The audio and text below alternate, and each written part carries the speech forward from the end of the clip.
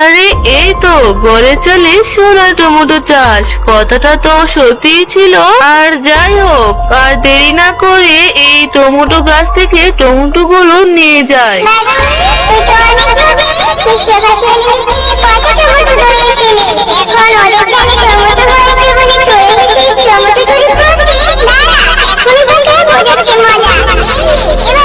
ওরে বাবা রে, ওরে মা রে, এ তো দেখছি জাদু সোনা টমেটো গাছ, জাদু সোনা টমেটো গাছ, আমাকে ক্ষমা করে দাও। আমি আর কখনো এরকম করব না, আমি গরিবদের সাহায্য করব।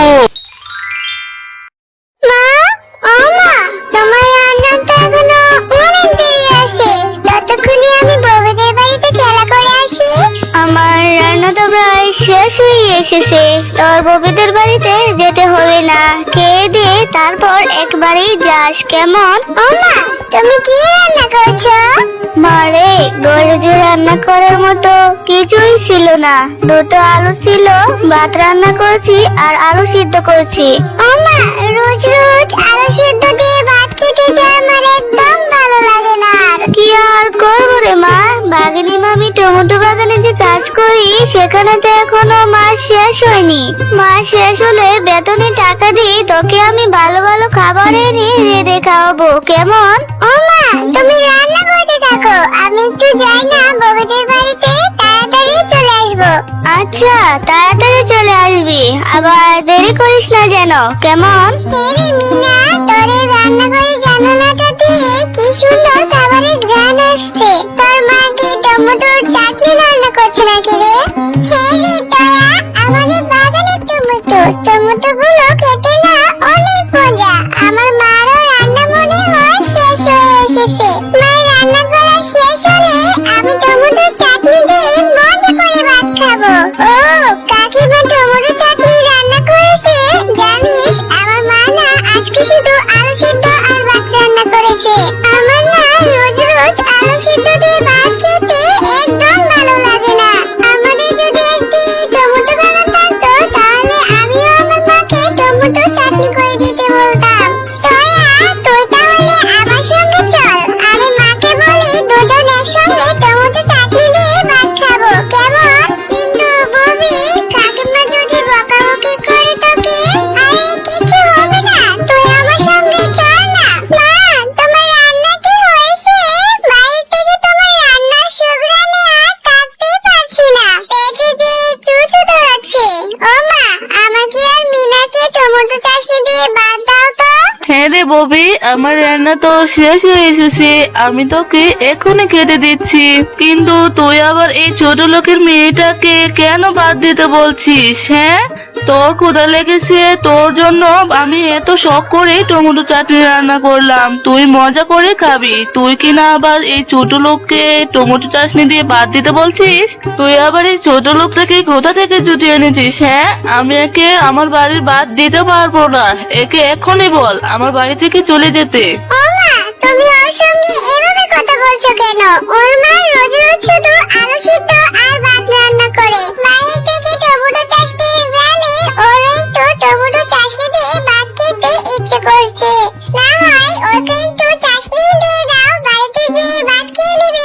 এই মিনা, এই তুই আমার মেয়েটাকে কি সব বলেছিস? হ্যাঁ, যে আমার মেয়ে এখন আমার কথাই শুনছে না, তুই আমার মেয়ের সঙ্গে আর মিশবি না বলে দিলুম। তাহলে দিন দিন আমার মেয়ে তোদের মতো ছোট লোক হয়ে যাবে, পরেরটা শুধু খাওয়ার ধান্দা করে বেড়াস, তাই না? নিজের মাকে যে বলবি টমেটো কিনে তারপর তোকে চাটনি করে দিতে। কিন্তু কাকিমা, তুমি আমাকে এতগুলো কথা শোনাচ্ছ কেন? হ্যাঁ, আমি তো আসতেই চাইনি, মিনা আমাকে জোর করে নিয়ে আসলো। কি, তুই আবার আমার মুখে মুখে তর্ক করছিস? বেয়াদব কোথাকারে, যা এখনই আমার বাড়ি থেকে চলে যা, আর কখনো মিনার সঙ্গে মিশবি না, তাহলে আমার মেয়েটাও তোর মতো বেয়াদব হয়ে যাবে। কি রে মিনা, আমি সেই কখন থেকে তোর জন্য রান্না করে ভাত বেড়ে বসে আছি, আর তোর কি না এখন বাড়ি ফেরার সময় হলো? আমার যে আবার কাজে যেতে হবে। ও মা, আমার না খুব টমেটো চাটনি দিয়ে ভাত খেতে ইচ্ছে করছে।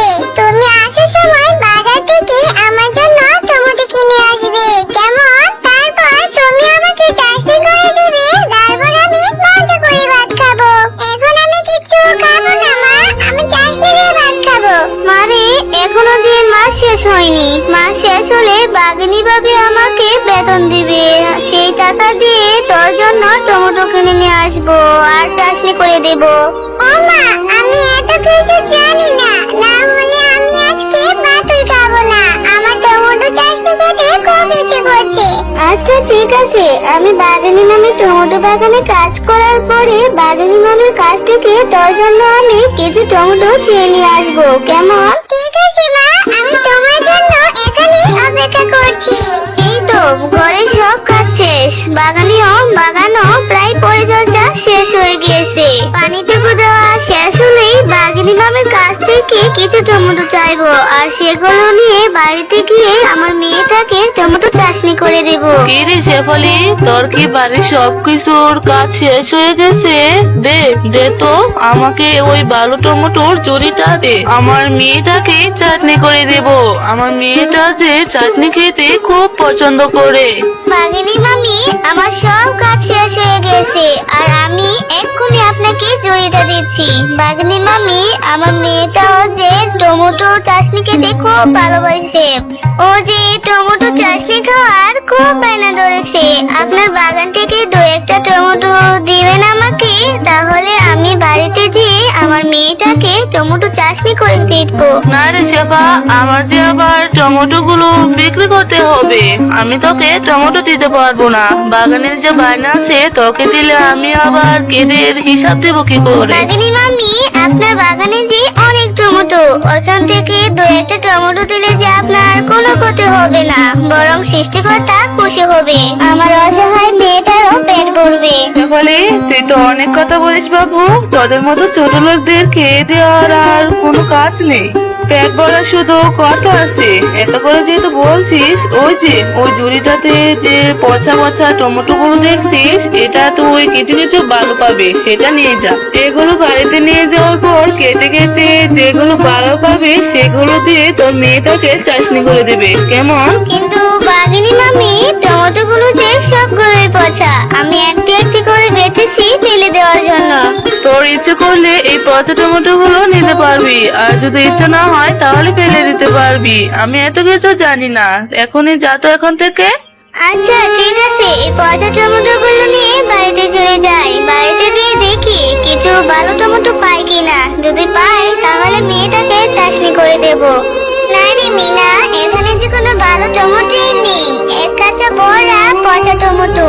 এই টমেটো গুলো খেলে তোর পেট খারাপ করবে।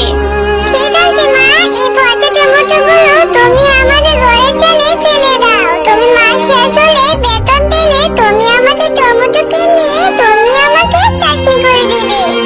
এরপর তারা সেই পচা টমেটো গুলো তাদের ঘরে চলে ফেলে দেয়।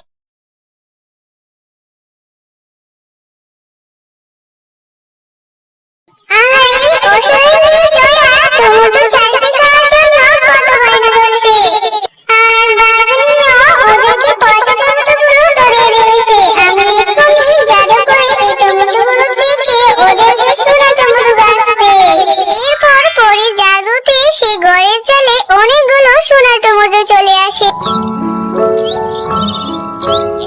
মা, মা, দেখেছো আমাদের ঘরের চালে ফেলে দেওয়া সেই পচা টমেটো থেকে কত বড় টমেটো হয়েছে। কত বড় বড় সোনার টমেটো। রে মিনা, তাই তো দেখছি। মনে হয় সৃষ্টিকর্তা আমাদের উপর একটু তাকিয়েছে। আমি এখনই এখান থেকে কিছু টমেটো নিয়ে স্বর্ণকারী দোকানে বিক্রি করে তোর জন্য ভালো ভালো খাবার নিয়ে আসি। এরপর শেফালি আর তার মা সেই টমেটোগুলো বিক্রি করে তাদের সংসার ভালোই চলেছিল।